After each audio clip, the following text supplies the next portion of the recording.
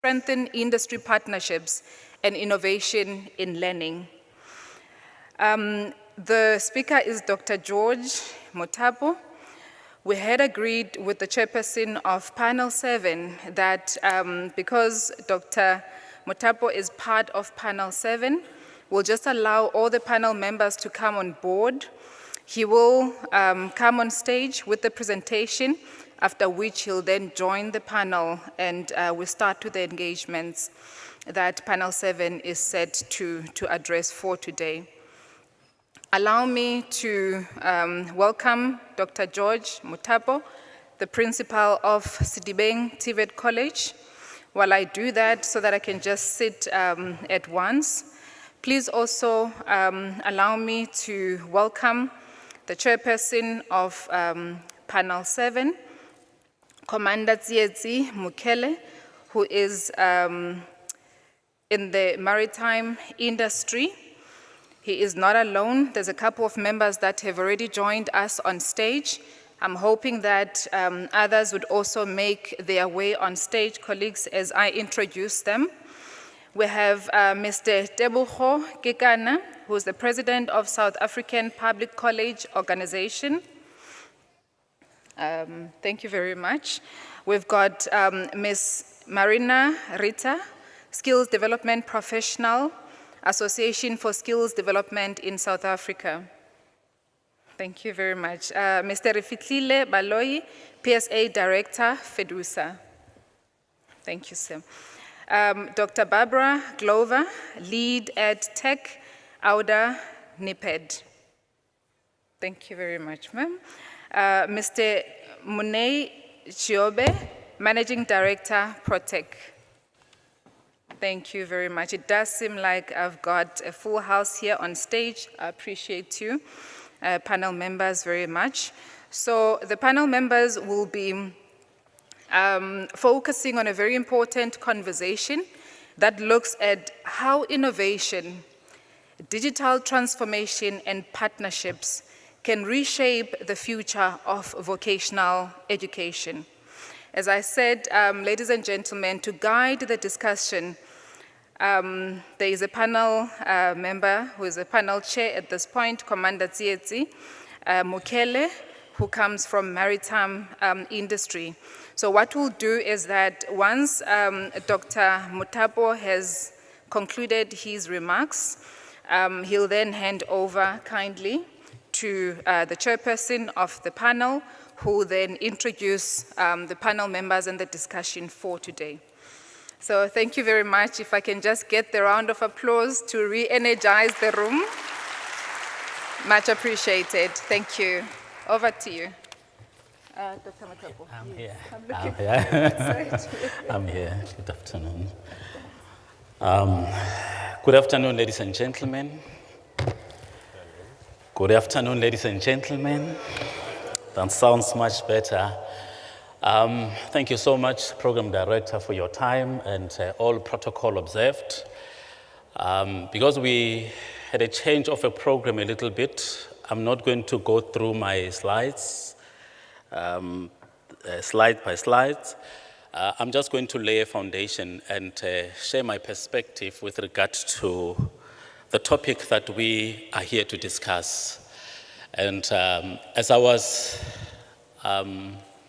paging through the slide that we have prepared, I came across the quote. It's from a writer, a blogger from Sierra Leone by the name of Hassan Sas Bankura.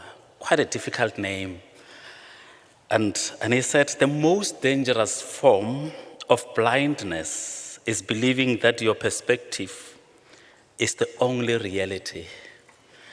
So as I stand before you to share my perspective, I am mindful that that's not the only reality.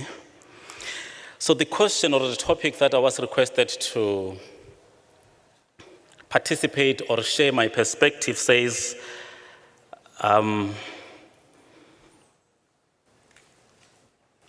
leveraging WorldSkills excellence to strengthen industry partnership, learning, and innovation. Though this title consists of 3 themes, So theme number 1 speaks about strengthening industry partnership. Theme number 2 speaks about improving learning, and the third theme speaks about driving innovation. And before we went for lunch, we have had a mouthful about innovation. But going back to theme number 1, strengthening industry partnership, it means WorldSkills model of excellence to bring institution or education institutions and industry together. Students that we saw from yesterday competing here, our hope and belief is that from here they can either go to industry, self-employment, higher education. That's our belief. But none of those students will do well in the WorldSkills in the absence of industry. In fact, no learner can go to WorldSkills without industry and make it. And that is where we are saying that we are at the point or at a stage where one cannot do without the other. As an educational institution, we are training for industry, and we cannot train for industry in the absence of industry. So that's point number 1. Number 2 is that these students that are the future require mentorship from experts from the industry. So without experts from industry to enable the students to participate in teaching and learning and mentoring, our students will not be able to make it out there. The students need to gain a world or a workplace relevant skill. South Africa has got a challenge today of our students that are not in line with industry. So in other words, the work experience is required prior for our students to go to industry. Theme number 2, improving of learning. We always say that teaching and learning does not rest only in the classrooms, but teaching and learning takes place every day. So while we are setting environment that meet the international standards, that enable our students to participate in the WorldSkills, while we do that, there's also an element that we need to promote a hands-on practical training. Gone are those days that learners or students should go to class, and when they finish in class, when they go to reality, it's a new world altogether. These two needs to be interlinked for our students to participate in the economy. Also, a third point in this regard that is worth mentioning is encouraging competency-based education. Of course, education should be challenging our learners to say, when I have learned this component in class, in a workshop, in a laboratory, how do I make it practical? I've spoken to different students. When you ask them, how is this applied in real life? And they don't know. And it's our responsibility to bridge that gap.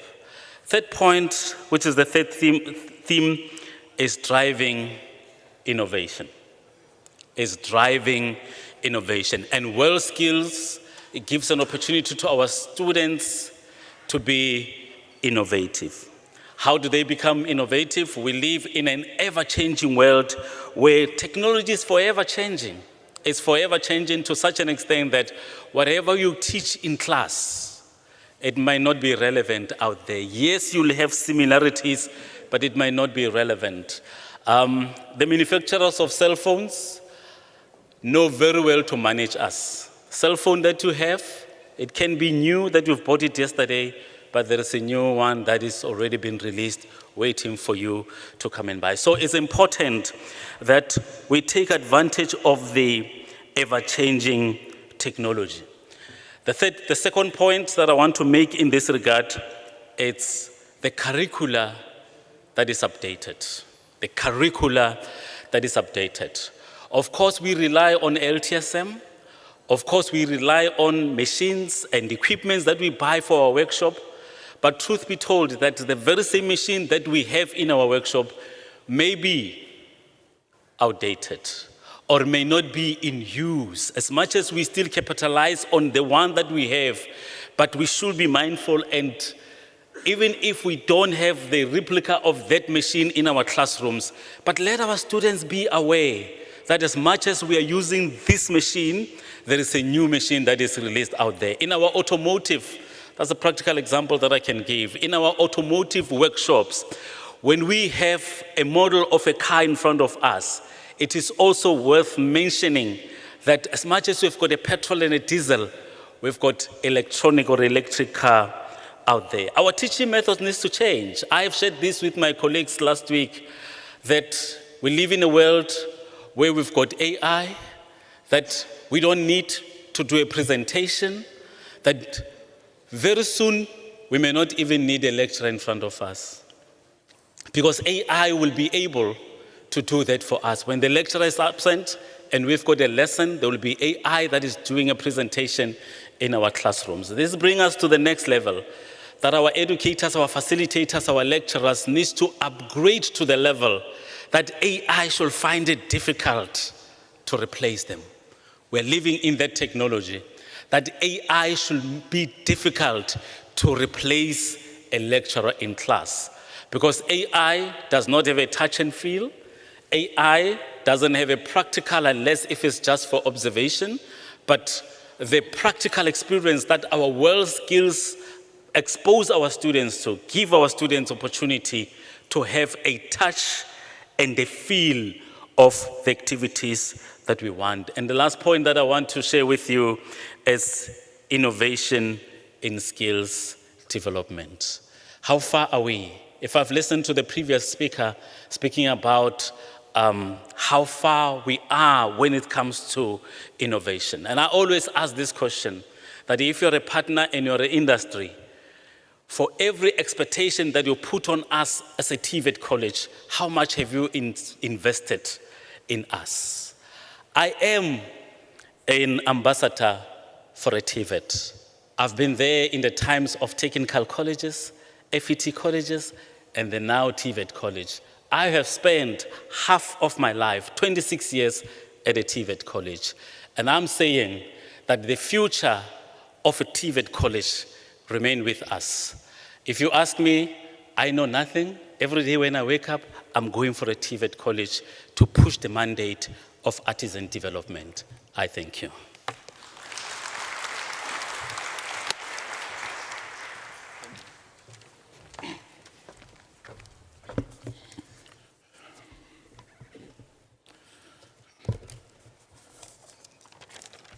Good afternoon to all of us. I hope we are still awake, because if we want to challenge the future, we can't do it in our sleep. Otherwise, in our sleep, we'll see visions and confuse them with a vision for the future. So those who might be seeing visions, just give us 1 hour of just being in our reality. I'm Commander Tsietsi Mokhele, as the program director has indicated. I'm participating in the oceans and maritime space, and the invitation extended to us was to share in the business model that we have applied in the oceans economy, which has put on the table of the economy, an economy in terms of our maritime sector. It was a 54 billion rands economy. But through the work that was done, inclusive of skills development, we are chasing after 177 billion rands of additional income, which cannot be delivered if we don't re-engine and repower the machinery on the human capital side. And I'm sure in the course of our discussions today, we'll be sharing some of the insights and some of the learnings, and see if, as we are sitting here, our understanding of our economy is even accurate to start with. There is a discussion that has been taking place throughout the last 2 days about innovation, the need to move into innovation, the need to transform. But sometimes when you have to transform, you have to ask yourself multiple questions. Sometimes it's not transformation, it's turnaround. Sometimes it's acceleration of the same thing that you've been doing. You want to do it faster and do it better. But when you're talking about transformation, it has to be in a measured way and say on the ecosystem of global communities and economies. You are transforming from what to what? The load of the conversation on transformation and innovation has been centered around the fourth industrial revolution. And we all know that industrial revolution, the fourth industrial revolution, has been around for a long time. It's long been superseded by another revolution. So ours is to decide whether we are catching up or we are actually transforming. We have now stepped through the SDGs and other forms of decarbonization and the green agendas of the world. There is arguably another revolution that is already underway that is called the bioeconomy or the bioeconomic revolution. It is a step beyond your digital transformation or your digital era or the fourth industrial revolution. So we have to merge ourselves and say, are we seeking to catch up? Where are we left? Or are we seeking to transform in order to leapfrog and hit where other nations are at as we speak today, and therefore align our skills environment to be able to deliver to expectations? The second point I want to raise here is the issue of delivery by sectors or delivery as ecosystems. The world has long moved away from sector-based competition. People don't even publish these sector-based competitive indices any longer. It's a competition of value chains against value chains. It is the ability to extract value for yourself, the ability to create value, the ability to extract value, and the ability to transfer value. So the value chains are the talk of today. And if we are going to be very competitive as a nation, we need to place our own sectors and say, the sector I'm in, which value chain is it chasing after in terms of competitiveness and so on? I think in the course of our conversation today, we will come to that one.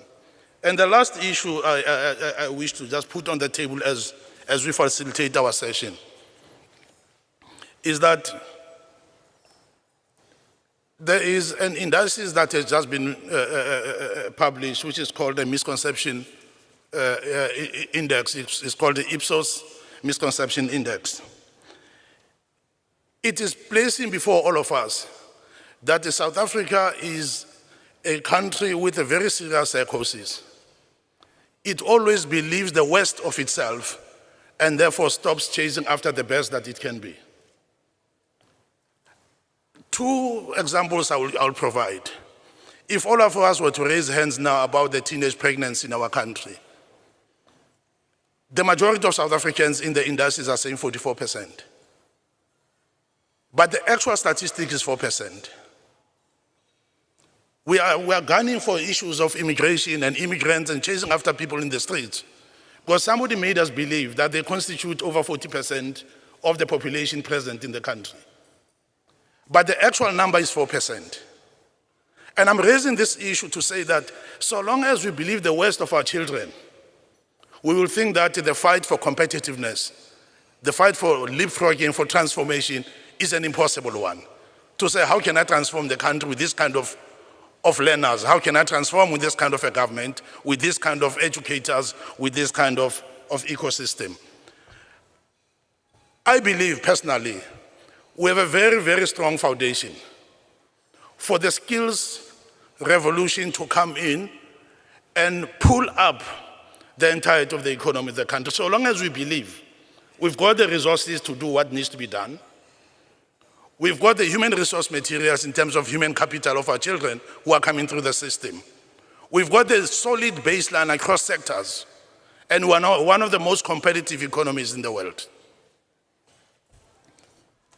We just need to understand where the skills should be plugging into that whole ecosystem. So we're not going to discuss innovation, competitiveness, excellence in the context that is devoid of the actual statistical evidence that we have a strong foundation upon which to build the future that we are seeking, but that future has to be built or designed in such a way that it can support the vision for the future. Allow me to introduce my panel. It's a panel that will provide insights and foresights into where from here for South Africa in the skills sector, and how do we link the skills sector to the economic imperatives, and what kind of partnerships are required in order to be able to drive that. I'll just repeat that we had Dr. Muthapo here, who did the opening for us, who's the principal of Sidibeng TVET College. We've got Ndate Tebogo Kekana here, who will speak broadly across the public sector colleges as the president of the association. We've got Ms. Marina Rita, who will speak both as an industry expert, but very specific matters around skills development issues. And thirdly, fourthly, we've got Ndate Rifitlile Baloi, who will speak from a civil society perspective, but he does have other insights on institutional matters. All of us, I'm sure, will happily welcome Dr. Barbara Dlova here, who not only will be talking to matters here, but also will broaden up the scope in terms of the outer NEPAD on a continental basis in terms of insights. And lastly, we're happy to have Ndate Munei Chiove, who's the MD of Protec, and I will request my panel members to maybe utilize 1 minute of the initial comments to then talk to the issue of having been part of this conversation over the last 2 days. In their view, what are the both opportunities that are before us and the challenges in chasing after those opportunities from a perspective of seeking to move our agenda forward insofar as innovation in the TVET and skill sector is concerned. I will ask that Dr. Muthapo has already spoken. I'm sure we'll follow up on some of the comments that he made. I will ask my panel just from my right to the left to just make some opening comments on the topic of the day. Thank you. We don't seem to have microphones here. I'm not sure if it's only one microphone. Yeah. Oh, okay, I've got mics. Got microphone. For some reason, somebody forgot to pin one on me. Thank you. Yes. Just open comments. Okay, thank you very much. I have a mic here.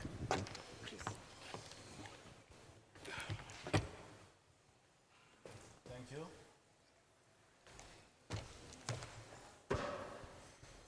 Okay, no, let me just use this one, it's fine. Thank you very much. As introduced, we represent SAPCO, which is an organization of the 50 TVET public colleges in South Africa. Now, we just want to indicate, first of all, we appreciate the efforts that have been made to bring together the young people of this country that have embarked on their careers in terms of skills. And we believe that with this kind of an arena that has been set for them to showcase their skills, it really goes a long way because, first of all, they do understand that through this whole process, they have to shine in their skills. And number two, they are also aware that they will be competing internationally, which therefore says to them that as and when they go back to their centers, they should continue to sharpen their skills. And we also appreciate this platform because it brings together the facilitators, lecturers, and provincial and national experts who will then together make sure that they sharpen each other, as it is always said that iron sharpens iron. So we believe that through these processes, although it may be a 5-day process, but we believe that others, when they go back to their various places, will be sharpened. And also that it helps us to benchmark ourselves together with the international world. What is interesting is that, you know, when you are always at home and you might think that you are the best, you might think that you have achieved until you get to other areas of the country or of the world, and then you find the issues that the standards out there are important. But one of the things that we as a country should really have a conversation on is we are always saying that the curriculum that we have now, we have contacted or we have involved industry. Then you have Dr. Leon who comes here and say that these people are useless. And we may take that with offense. But the question is, how true is it? Because if he is telling the truth, then it means that in our consultation with industry, either we are selective or there are those that we tend to ignore.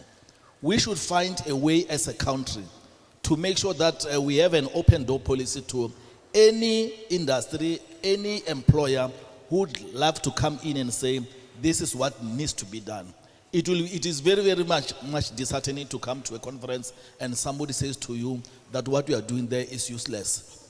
And I'm one of those people that don't want to continue to spend millions in something that is useless. We rather have to sit down and find out what is it that really needs to be done. That's the first